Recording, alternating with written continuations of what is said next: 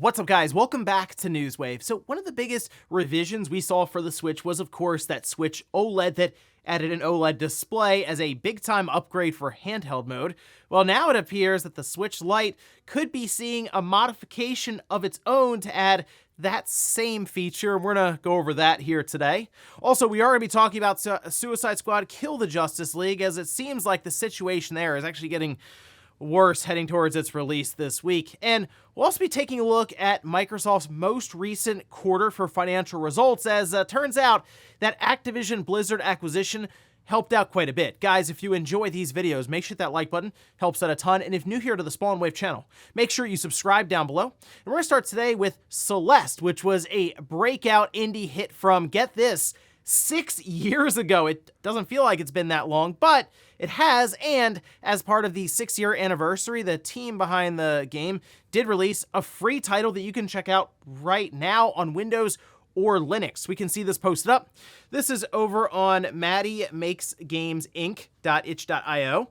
And this apparently is called just Celeste. You can see at the top there, Celeste 64 Fragments of the Mountain. It says, relive the magic of Celeste Mountain alongside Madeline in this small, heartfelt 3D platformer created in a week-ish by the Celeste team to celebrate the game's 6th anniversary. Controller recommended. So, I mean, they kind of put the expectations out there, created in about a week, all right? And there are some video clips out there of people playing it, and for what it is, I think it looks pretty fun. Again, it's for Windows and Linux, and it's just free. You can just download it and check it out. But really the thing that caught me off guard was, wow, Celeste really is 6 years old. It's just time flies. But if you haven't checked out Celeste, I recommend that. And if you have, hey, this is free. Might as well fire it up and see what you think. Also, while we are waiting for that state of play to happen later on today, again, 5 p.m. Eastern time, there are many games that have sort of gotten out there a bit early. One being a new Sonic game. Well, a remaster or remake of another Sonic game, that being Sonic Generations. And now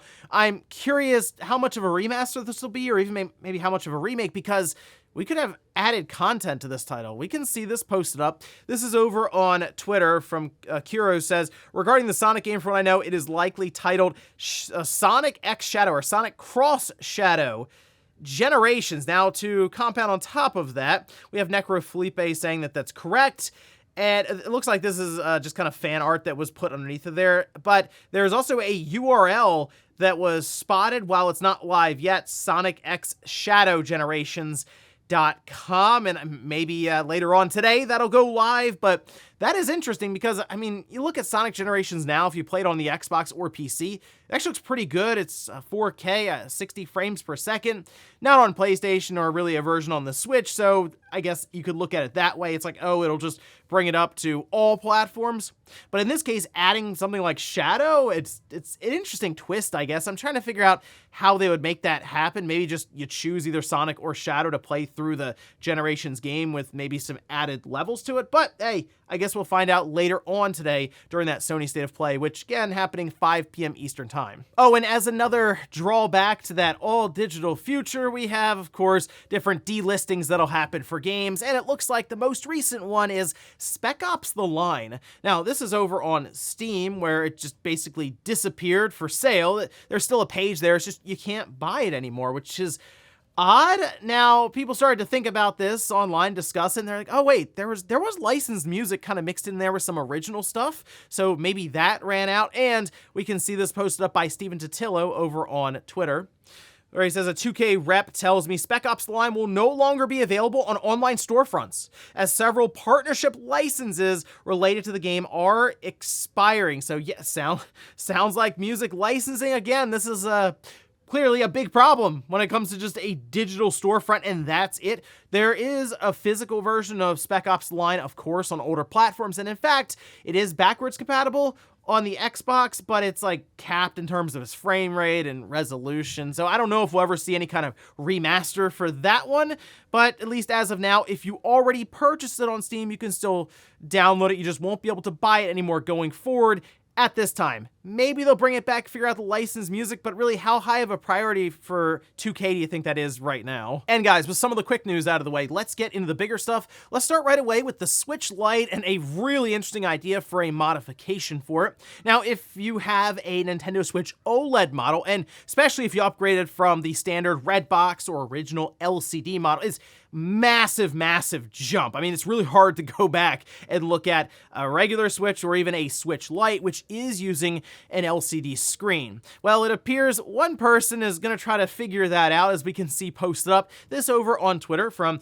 Taki, who also has a YouTube channel. I believe they actually checked out the MIG Switch recently. They say introducing the OLED Switch Lite or Switch Lite OLED, and there are several comparison pictures here that legitimately look night and day different, as you would expect with that OLED display. And the big ones that I like, this is a good comparison shot here where you can see it's supposed to be completely pitch black. The IPS screen, you can still kind of see that hint of gray, but with the OLED, it's just pitch black completely because, of course, the OLED display can just turn off the pixel itself. Now, they go on to say the price would be based on interest from a potential range of $25 to $50, which that's not bad. I'm trying to figure this one out because I don't know if I assume there's an adapter piece in there, and then you would have to still buy your own OLED display. Like, they would tell you which model OLED you would get to install, because 25 to 50 for the screen and then also some sort of conversion board, that would be very good price-wise.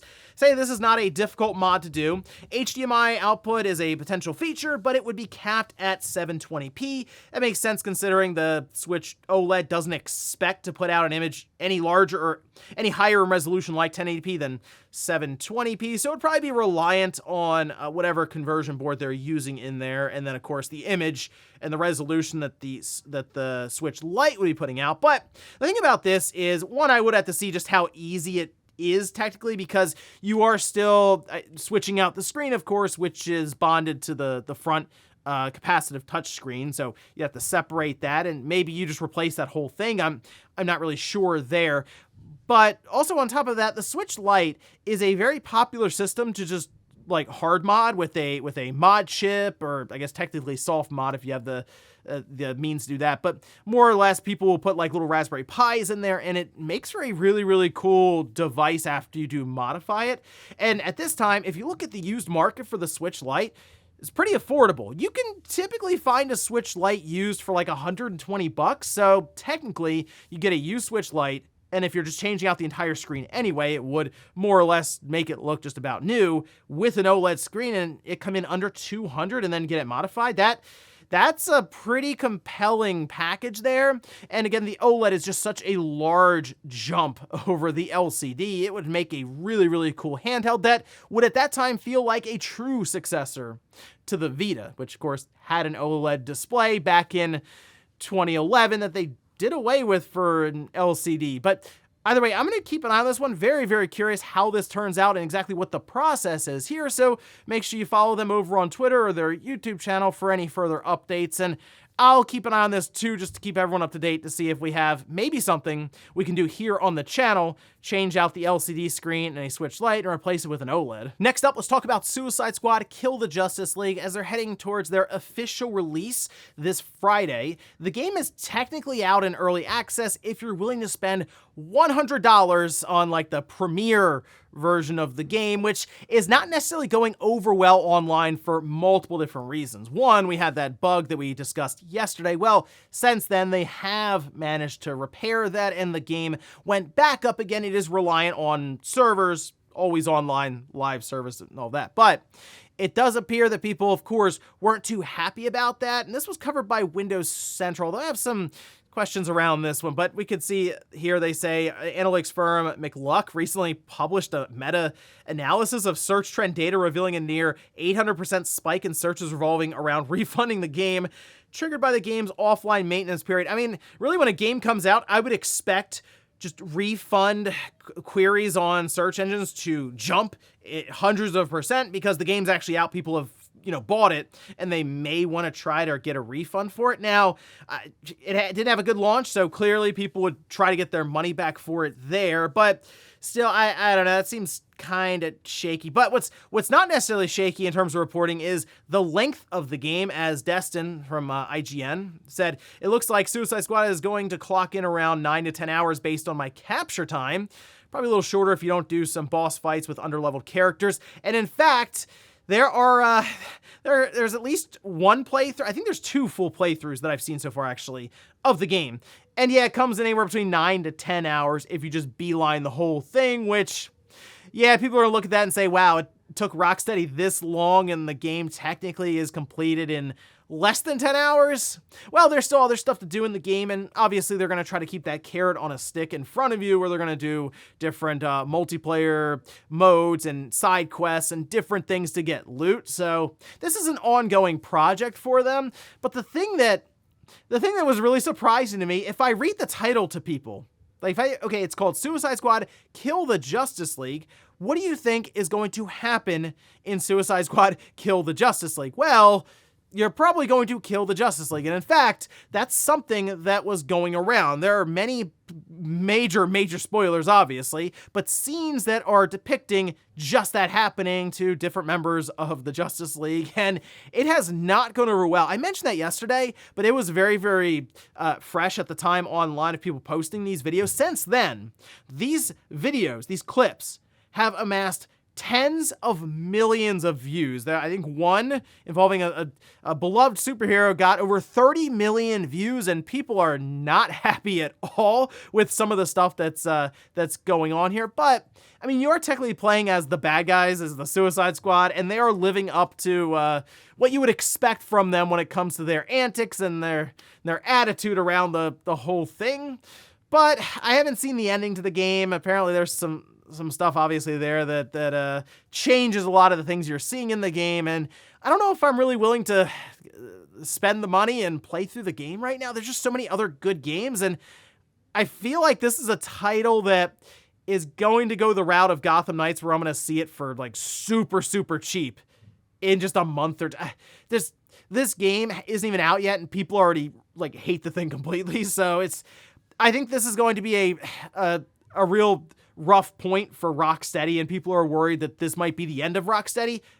Well, right now, WB Games, everything is shaky there. So that shouldn't necessarily surprise anyone, but hey, we'll see when it comes out on Friday. I'm not expecting big time sales numbers for it, but it's at least caused a lot of conversation around Suicide Squad killing the Justice League, kind of like what the title says. Next up, let's talk about Universal Epic Universe. Now, this is like a massive park expansion, or just basically a brand new park that's opening in Florida in 2025.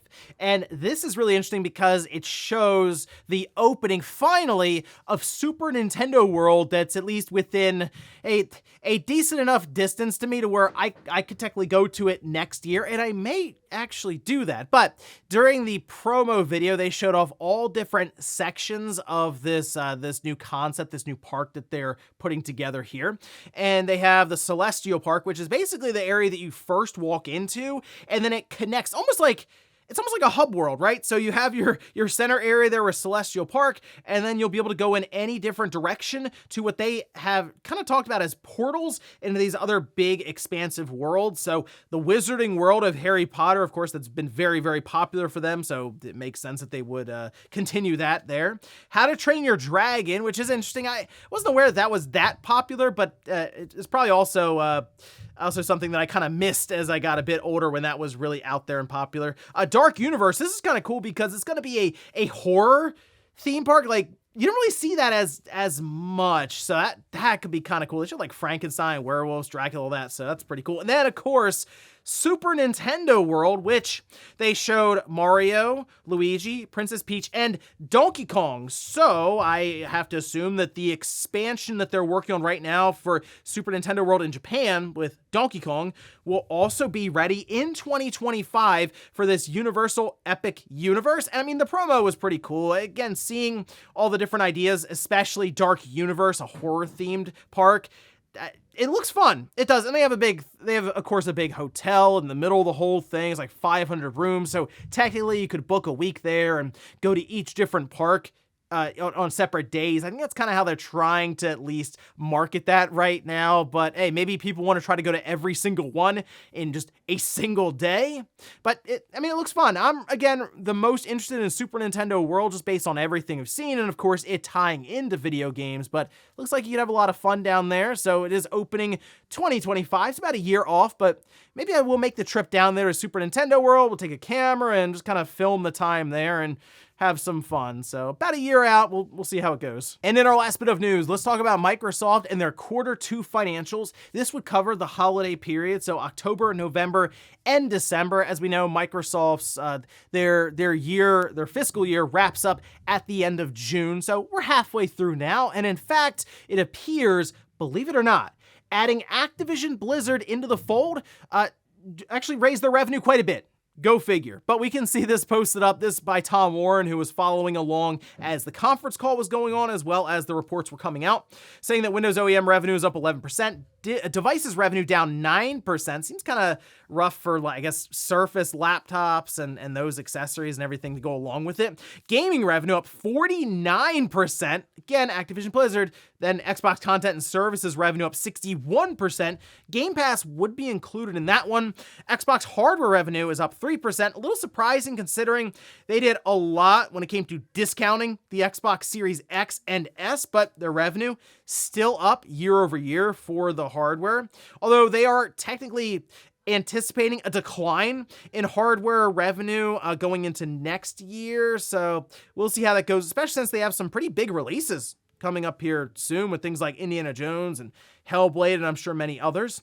Now, the big thing here, and this continues to show Microsoft's shift towards the entertainment sector, Tom Warren says gaming is now Microsoft's third largest business. It's bigger than Windows now, which is kind of mind-blowing, definitely surprising.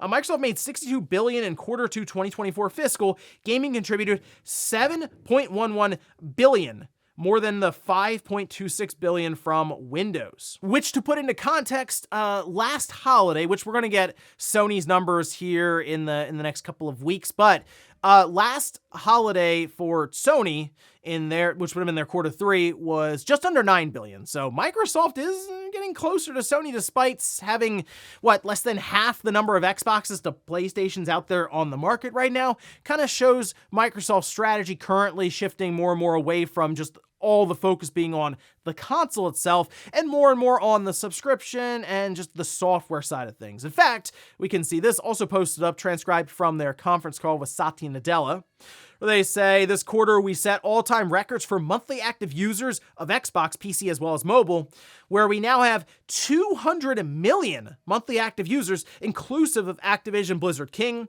With cloud gaming, we continue to innovate to offer players more ways to experience the games they love. Hours streamed increased 44% year over year, and based on the success right now of Power World just bringing people in and seemingly clogging up their streaming services, because I've seen people mention 30 to 40 minute wait times to stream Power World on their phone or tablet or any of that. That's pretty massive for them right now, again, based on their strategy. It is different from Nintendo and Sony, where they are much more hardware first. Microsoft is trying to reach as many people as they can, and bringing Activision Blizzard in with their revenue combined with Microsoft's, you kind of see the results now where they are getting closer and closer to what Sony is doing right now. So interesting stuff. We'll see how things continue to really go for Microsoft, especially over the next year, when I think they're going to have several releases just hitting all over the place, and then Activision Blizzard with Call of Duty to cap off the year. I think they're just going to continue increasing up, and they might end up overtaking Sony sooner than people would expect. And before we go to the comment of the day, we're going to take a look at the poll that I posted up yesterday, where I ask, have you played Persona 5? 52% say no, 48% say yes. I was curious to see how many people played it, because Persona 5 is certainly, it's obvious, the most popular Persona game ever released. And now with Persona 3 Reload coming out this Friday and really pulling a lot of cues from Persona 5, it does make me wonder if 3 Reload is going to see a nice boost from that, because Persona 3 on the PS2, People enjoyed it, but it nowhere near the level of popularity and success that we saw from 5. So interesting to see how that turns out. Reviews have been good. It came in at like an 89, I think, on Metacritic on the PlayStation 5. So seems like people are enjoying it. In fact, I should have a video actually coming up in the next couple of days going over my thoughts on it because, yeah, I've been playing Persona 3 Reload myself after Sega and Atlas sent over a code, so keep an eye out for that one. And we'll finish up with the comment of the day as you're seeing here. This is from Mr. Rock Gamer, who says, Xbox Developer Direct last week, Sony State of Play this week. That means we will get a Nintendo Direct next week. Well, I've already seen people speculate about that because it would line up very nicely, right? Developer Direct 1 week, okay, State of Play, then Nintendo Direct kind of cap off the beginning, we'll say, of the year, the first 6 weeks or so. I figured there would be a Direct in the first half of February like we all kind of figured, but at that point, you'd then be working towards the end of Nintendo's fiscal year, and I feel like that's around the point, like in March, towards the end of March, where they would start talking about their big release for the year, which would be their next system, right? Just kind of put that out there because there's no real expectations around the Switch, no forecast to really work towards. And when they do unveil the new forecast to investors, everyone's gonna look around and be like, okay, now we're significantly less than we were last year. Obviously, there's something out there. And then Nintendo kind of throws the Nintendo Switch 2, the Super Switch, whatever you want to call it, and then we roll towards the end of 2024. First, though, we got to get this Nintendo Direct out there, and I think we're going to see that pretty soon. And ladies and gentlemen, that's going to do it here for Newswave. If you enjoyed this video, guys, hit that like button. If not, hit the dislike. Leave comments down below about everything we talked about here today. There's Nintendo Switch Lite getting a mod to add an OLED display. Are you interested in trying that one out for yourself? And then also, what about Suicide Squad Kill the Justice League? Is there any chance this game come out and do well? And then what about Universal Epic Universe? Are you thinking about taking the trip out there in 2025? Thanks guys for watching, and I'll see you next time.